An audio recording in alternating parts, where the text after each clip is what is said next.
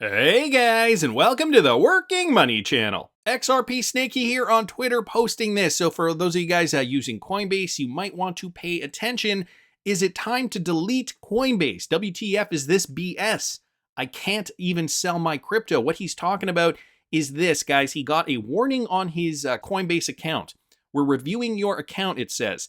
Your account was recently flagged for a manual review. Until the review is completed, you won't be able to buy or sell cryptocurrency. There's nothing to be alarmed about, and if you have any funds on Coinbase, they are safe.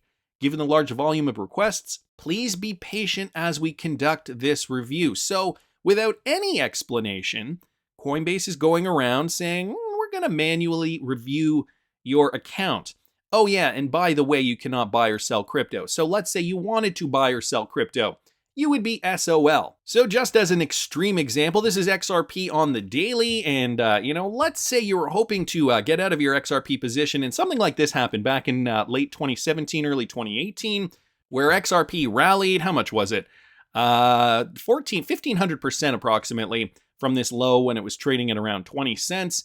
All the way to all-time high, 1,500% in a span of 3 weeks. Now, I don't know how long these types of reviews are taking place, but, even if it is a few business days, you can miss out on a lot of profits if suddenly and I mean, it's not just Coinbase, it could be anybody. If suddenly any cryptocurrency exchange just decides, oh yeah, by the way, we're reviewing your account and you can't do anything on it until we're done. And yeah, by the way, it's at our discretion. So we're going to let you know when we are finished with your account. Does that sound fair to you? It certainly does not. And, we're seeing this here. Coinbase, one of the biggest offenders. I'm sure it's happened on other exchanges.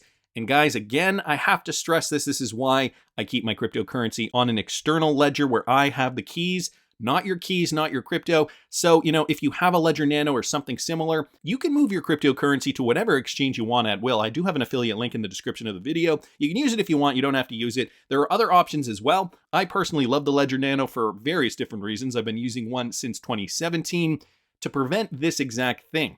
Now, luckily, I haven't had something like this happen to my account, but, it is just kind of, a good opportunity just to remind you guys that this kind of thing is still happening, especially, when we're in the midst of cryptocurrency adoption and cryptocurrency regulatory clarity. U.S. government going after exchanges now to be crypto compliant. And so the rules are only going to get more stringent and not less stringent. So I thought I'd bring this to you thanks to XRP Snaky here on Twitter just for sharing that with us. Crypto Maniac also reporting this: PayPal is restricting users from closing their accounts. So kind of along the same lines here. If you have a PayPal account, they're not letting you close it. Now, this coming on the heels of some other news that I saw about PayPal a few days ago. I did not report on it. However, this was making the rounds. PayPal actually fining users $2,500 for misinformation. And this Yahoo Finance article is just kind of questioning this. PayPal received backlash from customers on social media over the weekend after the new policy in the company's fine print said that it would charge users a hefty fine of $2,500 for misinformation beginning on November the 3rd. PayPal quickly apologized, stating this policy was sent in error. Huh? What do they mean by that? The PayPal acceptable use policy was updated to include penalizing the sending, posting, or publication of any messages, content, or materials that promote misinformation or present a risk to user safety or well-being. Those found in violation of the terms would have a $2,500 fine taken directly from their PayPal accounts. Well, not everybody has a $2,500 balance in their PayPal account, so how would they collect that? PayPal is not fining people for misinformation, and this language was never intended to be inserted in our policy. We're sorry for the confusion this caused, a spokesperson for the company said. So the interesting thing about this that I noticed was that they mentioned this: the policy was sent in error. Even when I did a quick Google search for this, PayPal fine $2,500, the first thing that came up here: PayPal won't fine people $2,500 for misinformation after facing backlash. According to several news outlets, a PayPal spokesperson said the update was sent in error. Now, somebody would have had to have written this up at some point if they're saying that it was sent in error. Otherwise, they would have just said, no, this was a complete fabrication. It's a lie and this is not happening. But the fact that they worded it this way, sent in error, went out in error, makes me think that that could have been something that they were brainstorming that, maybe was not supposed to be released, but then accidentally was released, which still gets me very, very concerned about where this is going. And by this, I mean financial control, the elites, the powers that be, being able to, pull the strings and control these types of companies out there that do custody funds for us. I don't know how many of you guys use PayPal, but when I heard about this, I was very, very concerned. Maybe another reason why you should start putting your money into not only cryptocurrency and keeping it safe on a cold storage solution, but maybe precious metals as well. Inflation is really ramping up, and I'm hearing from people, not just on my YouTube channel, but in my personal life as well, just really worried and wondering, what the heck do I do next? Hedge yourself, guys. Don't keep a lot of money in the bank. Take out cash. Keep cash on hand. Invest in precious metals. Obviously, invest in cryptocurrencies. More importantly, invest in the cryptocurrencies that solve problems. Personally, I like the WEF coins, XRP being one of those, Algorand another one, just to name a couple off the top. And I saw this from CoinDesk, and Ian Binns also tagged me in this tweet. Apparently, so Marin on Twitter, the one who in 2021 correctly predicted the downturn and the upturn for Bitcoin, made another prediction at the beginning of 2022 predicting the same thing, the downturn occurring on May 10th, 2022, which it certainly did, and predicting an uptick at the end of October. Well, apparently she is now being accused of receiving payment from Celsius, from the Celsius network, $30,000 for promotion. Popular Bitcoin astrologer's star falls on Twitter following $30,000 in Celsius payments. So Marin Altman, a popular Bitcoin and Ether-focused astrologist, is suddenly a fallen star among some Twitter critics. A new Surface court document shows she received $30,000 in marketing payments from the crypto lender Celsius. Altman's Twitter critics say she received the money to create favorable content about Celsius while the company was suffering cash flow issues, and they criticized her for being less than forthcoming about the payment. In an interview with CoinDesk, Altman, who offers investing predictions based partly on astrological interpretations, which, by the way, happen to be very accurate, to a vast social media audience that includes more than 237,000 Twitter followers, acknowledged that Celsius paid her but called the Twitter accusations a witch hunt. Now, there are a lot of companies that pay influencers to do this kind of thing. I don't understand why they're going after Marin specifically. She said she has spoken with an attorney about possible legal action, such as suing for defamation. My error was trusting Celsius. So this is the thing, right? I'm sure a lot of people got paid by Celsius. The question is, how legitimate are these companies? And this is why I do very, very, very few promoted videos on this channel. I get approached me personally, I get approached every single day, dozens and dozens and dozens of people saying, hey, we'll pay you to do this and we'll do that. And I'm like, look, unless it fits with Working Money Channel, what I believe in, I'm not interested. I am not a shill for anything under the sun. And I want to keep the channel genuine like that for you guys, for myself included, just for peace of mind. And so, there's no problem with taking payment for promotional content like this. It's just a matter of how legitimate are these companies. And Celsius, quite frankly, I think a lot of us thought they were legitimate until they weren't. And, then the hammer comes down, the crap hits the fan. And now you've got stories like this. Marin now being criticized for accepting payment from Celsius. So an interesting news report here. And I don't usually talk about these kinds of things. I have talked about Marin on this channel in the past. So I did think it was important to address this. Anyway, wanted to thank Ian Binns just for bringing that to my attention. And an update, guys, with regards to stablecoins. Now, Tether has been in the spotlight for good, maybe not so good reasons. Tony Edward from Thinking Crypto, he posted this, a big update from Tether. So this is apparently what Tether is alleging now. Breaking, Tether is proud to announce that we have completely eliminated commercial paper from our reserves. This is evidence of our commitment to back our tokens with the most secure liquid reserves in the market. So I guess I should preface, Tether has been criticized of being a Ponzi scheme, essentially, a way for Bitcoin liquidity to exit. And, I've dedicated entire videos on this in the past. I'll link one up here in the top right-hand corner if you're interested in kind of getting the gist of what Tether has been accused of. Well, now the United States is looking to regulate stablecoins, and Tether, I think, is low on their priority list. But now Tether's coming out and they're saying, look, no, we're legitimate. We have, here, you can take a look at our books. They say this is evidence of our commitment to back our tokens with the most secure liquid reserves in the market. Tether has eliminated over $30 billion of commercial paper without any losses, a proof of how Tether's reserves are conservatively and professionally managed. Tether has also increased its direct exposure to U.S. Treasuries by more than $10 billion in the last quarter.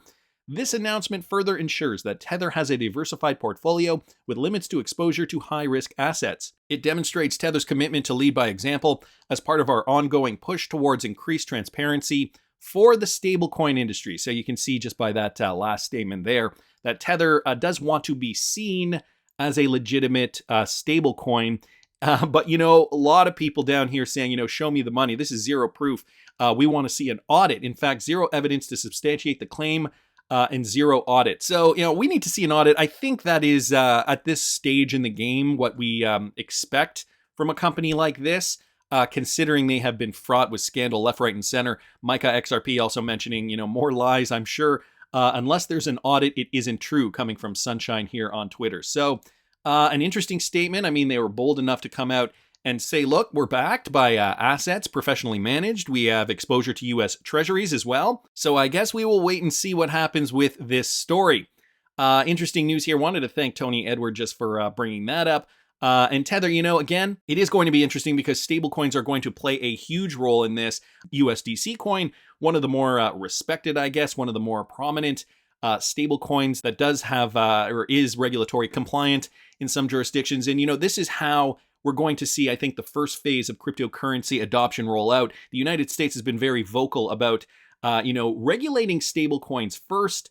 And, that'll kind of be the opening gateway to what happens next with regards to regulatory clarity in the US. Now, I saw this guy, Stéphane Hubert, bringing us this. Boom! And this is why Ripple was sued and Gary is still going on. And this is why Gary is now declaring stablecoins to be securities as well. So, despite the fact that Congress is really trying to make waves with this regulatory clarity with stablecoins and other crypto assets, we still have the SEC, that painful thorn in our side that just doesn't want it to happen. He goes on to say, and no, stablecoins do not eliminate counterparty risk. Now here is a clip of Kevin O'Leary talking on a panel at Converge 2022. He talks about Jamie Dimon and the legacy banking systems, and he gives his opinion, and this is great. He gives his opinion on why he thinks Jamie Dimon's stance is what it is. Again, Kevin O'Leary from Converge 2022. Jamie Dimon really continued to beat down on it. He said very recently that Bitcoin and other cryptocurrencies are nothing but a decentralized Ponzi scheme. Yep. So let me qualify my statements on this because I'm an investor in JP Morgan as well. I have a lot of respect for him. He may be one of the most successful banking managers in the history of that sector. However, that was an uninformed statement. And it was not helpful at a time when we're trying to drive regulation through two different bills on the Hill right now. I, along with many other private investors, have been spending a lot of time in Washington on this. Essentially what Jamie said there, he was talking his book. This is my interpretation. He feels threatened by some of this technology, particularly around payment systems, because banks make money transferring assets. It's a cost of friction in the system. And one of the only reasons that I invested in Circle, and I'm an investor in Circle, I'm supporting their initiative, and I'm a big believer in what stablecoins can do, is it's time to get rid of that friction. And it's not important that banks be protected so that they can make fees from that friction. When you transfer the US dollar into the Swiss franc to buy Nestle on the Zurich exchange, these banks add zero value. There's no value created in ACH transfer fees. If we could use a stablecoin that was regulated and approved by both sides of that transaction, it would be more transparent, it would be much faster, it would definitely be more productive, but above all, I would save millions of dollars. And so would everybody else. I can't wait till we can do that, because that kind of innovation should be supported, and it is. And that's why we're all here. This isn't about, speculation on asset price. This is about reducing the fees of how the world's economies work. More transparent, more productive, completely auditable, regulated, but less expensive. So does Jamie Dimon feel threatened? You're damn right he does. That's a big part of how he makes money. Too bad.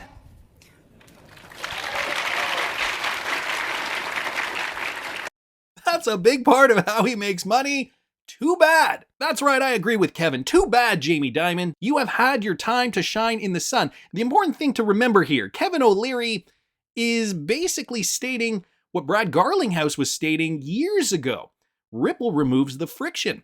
This is why the big banks are going to be the last ones to jump on board RippleNet. And this is why their strategy was to target the small to medium-sized businesses, the TerraPays of the world, the Flutterwaves of the world, the Mercury FXs of the world, the Novatis, all these types of companies before they really targeted the bigger banks. This is why it was such a big deal when we saw, like Bank of America becoming a RippleNet partner. And so it's the friction, right? It's the Nostro and Vostro accounts that really make, these big banks money. And Kevin O'Leary has basically nailed it. Jamie Dimon is not a stupid man. He understands the benefits of cryptocurrency. He just does not want to accept that the legacy banking system is going to change his revenue flow model. Also remember, guys, this from Riz XRP. Remember this from back last year in November of 2021, JP Morgan, when they said if Ripple wins the SEC lawsuit, XRP is poised for significant adoption. Now, at that time, we took this as, positive news. Look at JP Morgan's very favorable of XRP. I mean, they are smart enough to see what Ripple and XRP can do, but it's not to say that they like it. JP Morgan's North American Equity Research Report published earlier this month puts XRP in the spotlight, even stating that the digital asset is poised for significant adoption. So it's about the clarity, which brings us all back and, ultimately lends more credibility to the XRP community's hypothesis as to why Gary Gensler is doing what he's doing at the SEC level, trying to thwart Ripple, trying to thwart XRP, trying to prevent or at least delay adoption in the United States. It all plays into this idea of ETHgate as well. Let's not forget who controls a majority of the Ethereum network. JP Morgan. Digital asset buy also bringing this up, everyone piecing it together yet. It's not that the Fed, SEC, Treasury are against crypto. Whether it's a Bitcoin ETF or anything like that, custody or deciding which are securities, they just want to make sure their Wall Street friends own the space. It's a big club and you ain't in it. So, Cheyenne, Grayscale's not the only company whose spot Bitcoin ETF application has been rejected. What other companies have been impacted? They've rejected over a dozen of these applications. Wisdom Tree's application got denied again yesterday. That was their second go round, but there's been a bunch. So what happens next, Cheyenne? So basically, the SEC has until November 9th to respond to the brief that was filed yesterday by Grayscale. And again, all right, I'm just going to leave it there. I showed this next clip in a video I did a few days ago, so I'm not going to replay that, but this is Cheyenne Ligon, U.S. regulatory reporter, in this case talking about cryptocurrencies and ETFs, anything related crypto, talking to CoinDesk TV. So you can see, guys, rejection of over a dozen Bitcoin ETFs, and it's not because they don't want to get into cryptocurrency. They just want their guys to get into it first. Of course, a better technology is intimidating to these legacy guys. We have the technology to allow every financial institution on the planet to settle with every other financial institution in a compatible jurisdiction in any asset in seconds for less than a penny. Just think about this.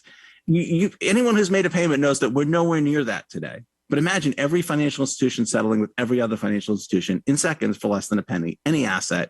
That's fundamentally transformative. We have the technology to do it. Now we just need to figure out how to drive the adoption. And of course, there's all the challenges with there's incumbents, there's regulation, there's inertia.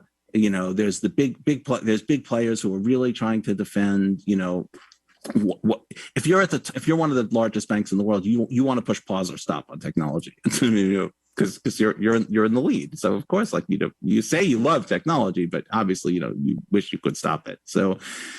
And David Schwartz bringing up the obvious as well. I'm glad Kevin O'Leary mentioned this. I think if this message gets to the masses, maybe it'll help break down those barriers at the top. Maybe we'll see a quicker resolution for the XRP Ripple lawsuit, which will ultimately open the floodgates for crypto adoption, bringing more demand to those cryptocurrencies that add value to the ecosystem. That's just my opinion, but I want to hear what you guys think. Please subscribe to the channel if you haven't already. Like the video if you like the content I'm providing. I always love hearing your comments. See you in the next one, guys.